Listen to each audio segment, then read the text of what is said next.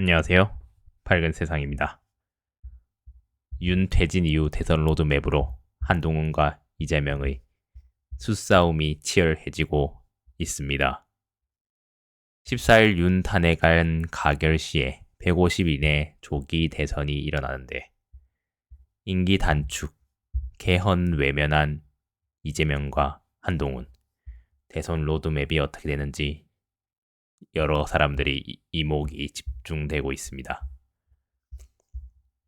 비상계엄 선포 이후 윤석열 대통령이 조기 퇴진이 가시화되고 있는데 윤석열 대통령이 퇴진하면 한동훈과 이재명 중 과연 어떤 인물이 대권을 잡게 될지, 국힘은 왜 이재명이 대통령이 된다고 생각하는 거지?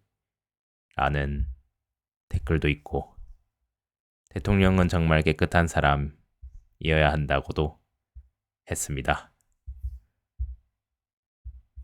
한편 윤퇴진 늦어지면 국민들 수용하기 어려울 것이라고 했습니다.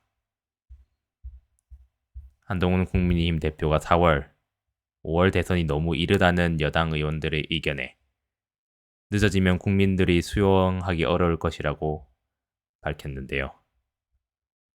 그럼 결국에는 탄핵이 아니면 국민과 야당, 대통령이 다 수용할 수 있는 안이어야 된다고 했습니다.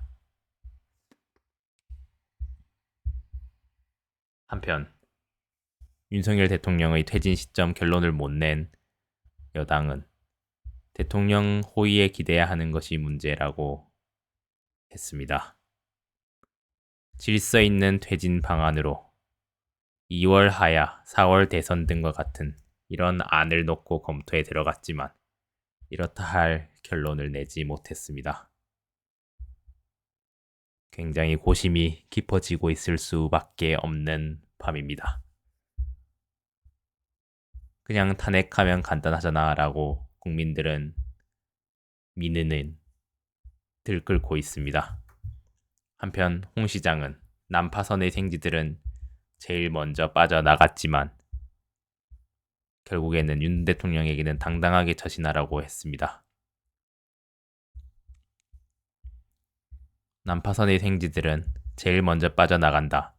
박근혜 탄핵 때도 그랬다고 주장했습니다. 탄핵에 찬성하는 의원들을 비판한 것인데요. 삼성간호라고 했습니다. 세 개의 성씨를 가진 종을 의미하는데요. 결국에는 한동훈, 김용현 같은 사람을 곁에 둔 잘못이라고 고대 로마 권력자 율리우스 카이사르가 양아들 브루투스의 암살을 당한 일화를 빗댔는데요. 끝까지 당당하게 처신하십시오. 브로맨스로서 마지막 당부라고 적었습니다. 대통령 놀이에 빠진 이재명 보수 정치권은 부글부글 거린다고 했습니다. 윤희숙 전 의원은 이재명을 겨냥해 물 만난 대통령 놀이라고 해버리고 말았습니다. 보수 유튜브도 한동훈 징계를 요청했습니다.